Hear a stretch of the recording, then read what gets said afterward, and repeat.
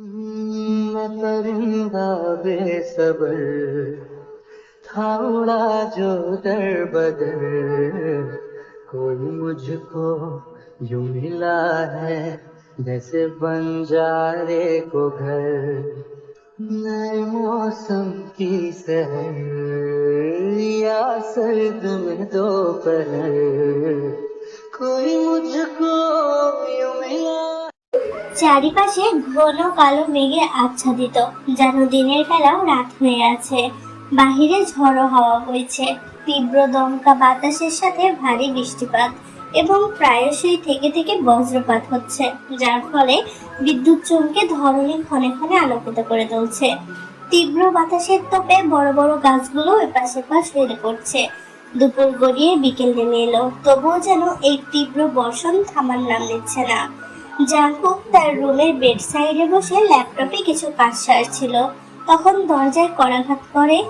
আসতে পারি জাঙ্কুক ভাই? জাঙ্কুক ল্যাপটপের নজর সীমাবদ্ধ রেখে সাড়া দিল। আই। জাঙ্কুকের অনুমতি পেয়ে তে তার দুই হাতে দুটা গরম গরম কফির মগ নিয়ে দরজা ঠেলে ভেতরে ঢুকলো। ভেতরে এসে এক হাতের মগটা জাঙ্কুকের দিকে এগিয়ে দিল। জাঙ্কুক সেদিকে তাকিয়ে প্রশ্ন করে, কি ব্যাপার, আজকে হঠাৎ আমার রুমে কেন? কোনো কাজ? তে ঠোঁট চেপে হাসলো। আপনি বুঝলেন কিভাবে? আমি কি তোকে আজ নতুন চিনি? হ্যাঁ, তাও বটে। আপনি কি এখন ব্যস্ত আছেন? আমতা আমতা না করে সোজাসুজি বল, কি বলবি? আমার দুইটা লেসন বুঝতে সমস্যা হচ্ছে, আপনি কি একটু ক্লিয়ার করে বুঝিয়ে দিতে পারবেন? নিয়ে আয়, বুঝিয়ে দিচ্ছি আমি। তে হ্যাঁ সূচক মাথা তুলিয়ে যেতে নিলে জাঙ্কুক বাধা দিল। আরে, কফিটা তো দিয়ে যাবি নাকি? ও হ্যাঁ। জাঙ্কুকের হাতে কফির মগটা দিয়ে তে তার রুম থেকে বই নিয়ে এলে জাঙ্কুক তাকে তার স্টাডি টেবিলের পাশে চেয়ারে বসতে বলে। তে সেখানে গিয়ে বসলে জাঙ্কুক তার ল্যাপটপ রেখে তের অপর পাশে চেয়ার টেনে বসে। আধা ঘন্টা সময় নিয়ে জাঙ্কুক তেকে ধীরে সুস্থে একটা চ্যাপ্টার বোঝালো। পড়ার মাঝে জাঙ্কুক তেকে জিজ্ঞেস করে, তোদের ভার্সিটিতে তো এক সপ্তাহের মধ্যে স্পোর্টস কম্পিটিশন হবে, তুই সেখানে পার্টিসিপেট করছিস না? হ্যাঁ, হওয়ার কথা, কিন্তু আমি ইচ্ছুক না। কেন? তুই তো স্পোর্টসে ভালো, আমার মনে হয় তোর কম্পিটিশন করা উচিত। এত এত মানুষ থাকবে, সেখানে আমি কমফোর্টেবল না। বি কনফিডেন্স, আমি জানি তুই পারবি। তোর কম্পিটিটর অবশ্যই একজন মেয়ে হবে, সেটা আমি নিশ্চিত করব। এ নিয়ে তুই চিন্তা করিস না। আমার কি অংশগ্রহণ করা উচিত হবে? হবে, কিন্তু সেখানে তো আমার থেকে অনেক ভালো ভালো প্লেয়ার থাকবে। আমি যদি তাদের সাথে কম্পিটিশনে হেরে যাই? তুই যদি চ্যালেঞ্জই না করিস তাহলে নিজের লেভেল বুঝবি কিভাবে? তোর প্র্যাকটিসের প্রয়োজন হলে আমি তোকে হেল্প করব। তে মন দিয়ে শুনছিল জাঙ্কুকের কথা। তার মনে হতে লাগলো তার অংশগ্রহণ করা উচিত। তখন তে জাঙ্কুককে প্রশ্ন করে, আগে বলুন, আপনি কিভাবে জানলেন যে আমাদের ভার্সিটিতে স্পোর্টস কম্পিটিশন হচ্ছে? আমাকে স্পোর্টসের দিন সেখানে আমন্ত্রণ করা হয়েছে, কিন্তু আমি যাব না, তাই মানা করে দিয়েছি। কেন? আমি ব্যস্ত, সময় নেই আমার কাছে এসবের জন্য, বিজি শিডিউলে আছি। যেই হব ভাইয়া, ইউনো ভাইয়া, সুগা ভাইয়া আর রোজ আপু কি যাবে না তাহলে? ওনারাও তো সেই ভার্সিটিরই প্রাক্তন ছাত্র। হ্যাঁ, ওরা যাচ্ছে।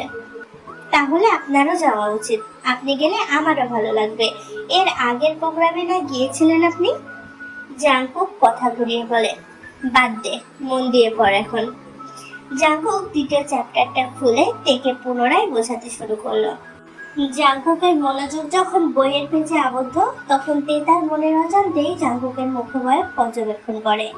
জাঙ্কুকের ফেসিয়াল গোল্ডেন রেশিও প্রায় 1.618, যা একজন অতিমাত্রায় সুদর্শন পুরুষের বৈশিষ্ট্য। তার প্রশস্ত বর্গাকার কপাল, যাতে কিছু চুল এসে লেপটে আছে, বাদামাকৃতির ঘন কালো পাপড়ি বিশিষ্ট চোখ, হেজেল ব্রাউন চোখের মণি, ঘন কালো তীরের ফলার মতো ধারালো ভ্রু, পুরু ঠোঁট, তীক্ষ্ণ উঁচু নাক, শক্তপোক্ত ধারালো চল, ঝলমলে মসৃণ ত্বকে খোঁচা খোঁচা দাড়ি, হলুদ ফর্সা গায়ের রং, সব মিলিয়ে যেন অতিমাত্রা সুদর্শন একজন পুরুষ সে। তে হঠাৎ মুখ ফসকে বিড়বিড়িয়ে বলেই ফেলে, পুরুষ মানুষের এত সুন্দর হতে নেই।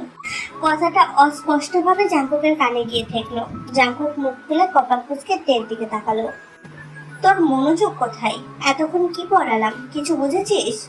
তে তার হুঁশে ফিরল। নিজের কর্মে তার অনুশোচনা হচ্ছে। মনে মনে সে নিজেকে ধিক্কার জানিয়ে আস্তাগফিরুল্লাহ পাঠ করে। আমতা আমতা করে জাঙ্কুকের উত্তরে বলে, আমি বুঝেছি, এখন আমি যাই, ধন্যবাদ। কথাটা বলে তাড়াহুড়ো করে জাঙ্কুকের হাত থেকে বইটি নিয়ে তে পালিয়ে আসলো সেখান থেকে। তের কর্মকাণ্ডে জাঙ্কুক হতবাক না হয়ে পারল না। কিছুক্ষণ আগে তে ভার্সিটিতে গিয়ে স্পোর্টসে তার নাম লিখিয়ে দিয়ে এসেছে। তাদের ভার্সিটিতে সকল ধরনের স্পোর্টসকে কেন্দ্র করে কম্পিটিশন হতে চলেছে, যার মধ্যে বাস্কেটবল, ফুটবল এবং অন্যান্য আন্তঃ কলেজিয়েট স্পোর্টস উল্লেখযোগ্য। তে কারাতে খেলায় তার নাম লেখায়, যেখানে তার প্রতিদ্বন্দ্বী তারই ক্লাসমেট একজন মেয়ে। তার নাম অ্যানা। অ্যানা স্পোর্টসে অনেক ভালো বলে সকলে ওর প্রশংসা করে, তবে স্বভাবস্বরূপ মেয়েটা অনেক ঘামন্ডি এসব নিয়ে। তে বাসায় এসে প্রথমে তার স্পোর্টসের নাম লেখানোর ব্যাপারটা জাঙ্কুককে জানায়। জাঙ্কুক সেটা শুনে তেকে বলে দেয় কাল থেকে সে তার প্র্যাকটিস শুরু করে দিবে। তে জাঙ্কুকের কথায় সায় জানায়। পরের দিন ভোরে ফজরের নামাজ শেষ করে জিকির করতে করতে তে বেলকুনিতে গিয়ে দেখলো বাহিরে আধার কেটে সকালের আলো ফুটেছে। সে কথা মতো কেরাতের পোশাক পরে মাথায় হিজাব ঠিক করে আটকে নেয়। সকল প্রস্তুতি সহকারে হাজির হয় জাঙ্কুকের রুমের সামনে। তে দরজায় একবার টোকা দিতেই জাঙ্কুক তার রুমের দরজা খুলে বের হলো, যেন সে আগের থেকে অপেক্ষা ছিল তের। জাঙ্কুকের পরনে কালো ব্যাগি প্যান্ট আর কালো স্লিভলেস টি শার্ট, যেটাই তার হাতের পেশিবহুল দুটি বাহু দৃশ্যমান। সেদিকে দৃষ্টি পড়তেই তে তার নজর নামিয়ে নিল। জাঙ্কুক থেকে তার নিচতলা জিম ঘরটায় নিয়ে এসে। তে এর আগে এই কক্ষে কখনো আসেনি। জিম ঘরটা অনেক বড়, সেখানে জিমের সকল সরঞ্জাম উপস্থিত। দেখেই মনে হচ্ছে জাঙ্কুক তার ফিটনেস নিয়ে অনেকটা সিরিয়াস, যার দরুন সে নিজের বাড়িতে জিম বানিয়ে বসে আছে। তে ঘুরে ঘুরে সব দেখছিল। তখন জাঙ্কুক তাকে উদ্দেশ্য করে বলে, you have to warm up first. জাঙ্কুকের কথা মতো তে তার ওয়ার্ম আপ শেষ করে জাঙ্কুকের পরবর্তী কর্মকাণ্ডের জন্য সোজা হয়ে দাঁড়ালো। তখন জাঙ্কুক তাকে বোঝানোর ভঙ্গিতে বলে, লোক, তোকে সুদক্ষভাবে প্রতিপক্ষের মাথা, ঘাড়, পেট, পাশ, পিঠ বা ঘাড়ের আঘাত করতে হবে। কোনো মতে একটা মিস করা যাবে না, তাহলে পয়েন্ট মিস হবে। ওকে ওকে। জাঙ্কুক টের থেকে তার নির্দিষ্ট দূরত্ব বজায় রেখে তাকে কিছু কৌশল শিখিয়ে দিচ্ছিল, আর তে সেটা নিজে নিজে প্র্যাকটিস করছিল পাঞ্চিং ব্যাগের সাহায্যে। প্রফেশনাল ট্রেনারের মতো করেই জাঙ্কুক ওকে ইনস্ট্রাকশন দিচ্ছিল, আর তে সেই ইনস্ট্রাকশন অনুযায়ী মুভস গুলো শিখছিল। প্রত্যেকদিন সকালে জাঙ্কুক এভাবে তেকে ট্রেন করতে থাকে। দেখতে দেখতে তের স্পোর্টসের দিন এসে পড়লো। তে তৈরি হয়ে ভার্সিটির উদ্দেশ্যে বের হয়। তখন জাঙ্কুকও তার স্টুডিওর উদ্দেশ্যে তৈরি হয়ে নিচে নামলো। জাঙ্কুক নিচে এসে বসতেই তে তার জন্য নাস্তা এনে দিল সামনে। জাঙ্কুক হাতে ফোক আর নাইফ তুলে খেতে শুরু করে। তখন তে বলে, আপনি কি তাহলে আসছেন না? জাঙ্কুক খেতে খেতে উত্তর দেয়, সেদিনই তো জানালাম। আচ্ছা। জাঙ্কুক তার গম্ভীরতা ধরে রেখে বলে, best of luck. Best of luck. তে মুখে মিষ্টি হাসি এনে বলে, জাযাকাল্লাহ খায়রান। একটি কারাতে ম্যাচে সাধারণত 3টি করে রাউন্ড থাকে। প্রতিটি রাউন্ড 2 মিনিট করে সময় দেওয়া হয়, মাঝে 1 মিনিটের বিরতি থাকে। সঠিকভাবে কৌশল প্রয়োগ করে প্রতিপক্ষের দেহে আঘাত করলে পয়েন্ট পাওয়া যায়, যেমন ঘুষির জন্য 1 পয়েন্ট, লাঠির জন্য 2 পয়েন্ট এবং মাটিতে থাকা প্রতিপক্ষের উপর যে কোনো আক্রমণাত্মক কৌশলের জন্য 3 পয়েন্ট পাওয়া যায়। এখানে যে প্রতিযোগী নির্দিষ্ট সময়ের মধ্যে সর্বোচ্চ পয়েন্ট অর্জন করে অথবা প্রতিপক্ষের যে 8 পয়েন্ট বেশি পায় সে বিজয়ী হিসেবে বিবেচিত হয়। ম্যাচটি পরিচালনার জন্য একজন রেফারি এবং 4 জন বিচারক একটি দায়িত্বে নিয়োজিত আছেন। আর অল্প কিছুক্ষণ পর খেলাটি শুরু হতে যাচ্ছে। আজ ভার্সিটির ছাত্রছাত্রীরা বাদে অনেকের প্যারেন্টসরা উপস্থিত এখানে। তে প্রস্তুতি নিচ্ছিল। জিমিন, আইয়ু আর রোজ তাকে আশ্বাস দিচ্ছে। জাঙ্কুকের বন্ধু মহলের সকলে এখানে উপস্থিত, শুধু জাঙ্কুক বাদে। তে অবাক হলো, কারণ জাঙ্কুককে ছাড়া তারা কোথাও নড়ে না। তেকে ম্যাচের জন্য ডাকা হলো। তখন এত শত ভাবনার ইতি টেনে তে সেখানে যাওয়ার জন্য পাওয়া নাই। জাঙ্কুক আর তের বন্ধু বান্ধবরা সবাই তের জন্য চেয়ার করতে শুরু করে। প্রথম রাউন্ড শুরু হতেই তে বিসমিল্লাহ বলে সুকৌশলে জাঙ্কুকে শিখিয়ে দেওয়া মুভগুলোর সাহায্যে প্রতিপক্ষের সেই পয়েন্টগুলোতে হিট করে।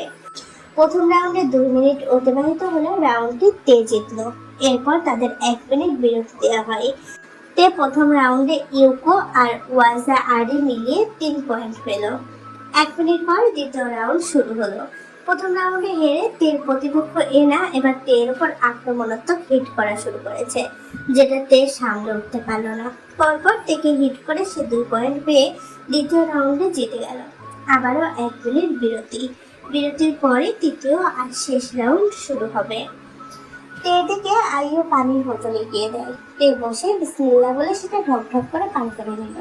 দ্বিতীয় রাউন্ড হওয়ার পর তার মনোবল কমতে শুরু করেছে। সে নার্ভাস ফিল করছিল অনেক। পরের রাউন্ড খেলার জন্য সে সাহস জমাতে পারছিল না। তখনই আচমকার ভিড়ের মধ্যে তের নজর গেল একজন কালো হুডি পরিহিত লোকের উপর, যার মুখ মাস্ক দিয়ে ঢাকা ছিল। লোকটার দৃষ্টি তের উপর নিবদ্ধ। তের তাকানোতে সে হাত দিয়ে একটা ইশারা করলো, যার মানে ছিল best of luck for the next round. তের আর বুঝতে বাকি রইল না যে লোকটা আর কেউ না, জাঙ্কুক। তাকে দেখা মাত্রই তের মুখে হাসি ফুটে ওঠে, সাথে মনের সাহস সঞ্চয় হতে লাগলো। তৃতীয় রাউন্ড শুরু হয়ে গেল। তে পুনরায় প্রথম রাউন্ডের মতো করে সুকৌশল অবলম্বন করছিল। পরপর সে 2-2টা পয়েন্ট পেল, আর শেষের দিকে 3 পয়েন্ট পেয়ে প্রতিপক্ষের থেকে 8 পয়েন্ট বেশি পেয়ে সে ম্যাচটা জিতে গেল। তেকে বিজয়ী ঘোষণা করা হলো। জিমিন আর আইয়ু এসে তাকে জড়িয়ে ধরে, কিন্তু তার প্রতিপক্ষ এনা নিজের হার মানতে না পেরে তাকে ঠেস মেরে কথা বলে সেখান থেকে চলে যায়। তে সেদিকে তেমন পাত্তা দিল না। তার চোখ খুঁজছিল জাঙ্কুককে, যে একটু আগেও এই ভিড়ের মাঝে ছিল, কিন্তু এখন সে কোথায়? আচ্ছা, সেনা বলেছিল আসবে না, তাহলে যে আসলো? সুগা, ইয়োনো আর জে হক তের পাশেই ছিল। তখন তে তাদের জাঙ্কুকের কথা জিজ্ঞেস করে। জে হক জানালো ম্যাচ শুরু হওয়ার অনেক আগে সে জাঙ্কুককে কল করেছিল। তখন জাঙ্কুক বলেছিল তার আসতে একটু সময় লাগবে। তখন তে বুঝতে পারলো জাঙ্কুক তাকে সেদিন মিথ্যে বলেছিল যে সে আসবে না। সে তার প্রশ্নের উত্তর পেতে জাঙ্কুককে খুঁজতে লাগলো, কিন্তু তার আগে স্টেজে অ্যানাউন্সমেন্টে তার ডাক পড়ে পুরস্কার তুলে দেওয়ার জন্য। তে স্টেজের দিকে যেতেই জে হক, সুগা আর ইয়োনোর পেছনে এসে জাঙ্কুক দাঁড়ালো। তাদের সাথে আইয়ু আর জিমিনও ছিল। জাঙ্কুক দূর থেকে তের পুরস্কার নেওয়া দেখছিল। তখনই হঠাৎ তার ফোনে একটা আননোন নাম্বারের কল আসে। জাঙ্কুক কলটা তুলতেই বিপরীত পাশ থেকে পৈশাচিক হাসি ভেসে এলো। ফোনের ওপাশে ব্যক্তিটি বলে, মিস্টার জিও জাঙ্কুক, কেমন আছো? জাঙ্কুক কপাল খুঁজকে জিজ্ঞেস করে, হু আর ইউ? আমার পরিচয় মুখে বললে কম হবে, কারণ আমি কথায় নয় কাজে নিজের পরিচয় দিই। এমনিতেই কিছুক্ষণের মাঝে আমার পরিচয় পেয়ে যাবেন। জাঙ্কুক বিরক্ত হলো। কি বলতে চাইছেন সোজাসুজি বলুন, ফালতু কথা শোনার সময় নেই আমার কাছে। তখন অপর পাশ থেকে ব্যক্তিটি কাউন্ট ডাউন শুরু করে দিল। Tick tick 3, tick tick 2, tick tick 1, down. Countdown শেষ হতেই জাঙ্কুকের পেছন থেকে একটা বিকট শব্দে চারিপাশ প্রকম্পিত হয়ে উঠল। জাঙ্কুক পেছন মুড়ে দেখলো বোমা বিস্ফোরণে চারিদিক ধা ধা করে আগুন জ্বলছে। যেখানে একটু আগে তে দাঁড়িয়ে পুরস্কার নিচ্ছিল, সে খোলা মাঠটাতেই বিস্ফোরণ হয়ে মানুষের দেহ ছিন্ন বিচ্ছিন্ন হয়ে চারিদিকে ছিটকে পড়ে আছে। জাঙ্কুকের দিন দুনিয়া হিলে উঠলো। তার হাত থেকে ফোনটা আপনা আপনি নিচে পড়ে যায়। জে হক, ইয়োনো, সুগা, জিমিন, আইয়ু আর রোজ সকলে আতঙ্ক নিয়ে সেদিকে তাকালো। তের জন্য তাদের সকলের মনের ভেতরটা স্যাঁত করে ওঠে। কিছুক্ষণ পর পরিস্থিতি বুঝে আসতেই জাঙ্কুক সেই অগ্নিকাণ্ডের দিকে ছুটে যেতে নিল। তার বন্ধুরা তাকে টেনে ধরে। জাঙ্কুক চিৎকার করে বলতে শুরু করে, স্যার, আমার তে পাখি সেখানে বিপদে পড়েছে, আমাকে দরকার ওর কিছু হলে আমি বাঁচতে পারবো না, ওর কিচ্ছু হতে দেবো না আমি, স্যার বলছি আমায়। জাঙ্কুকের পাগলামিতে সবাই অবাক, তবুও যে হোক বলে, তুই সেখানে যেতে পারবি না জাঙ্কুক, তোর জীবন ঝুঁকিতে পড়বে। আমি ফায়ার সার্ভিসে কল দিচ্ছি, কিচ্ছু হবে না আমাদের।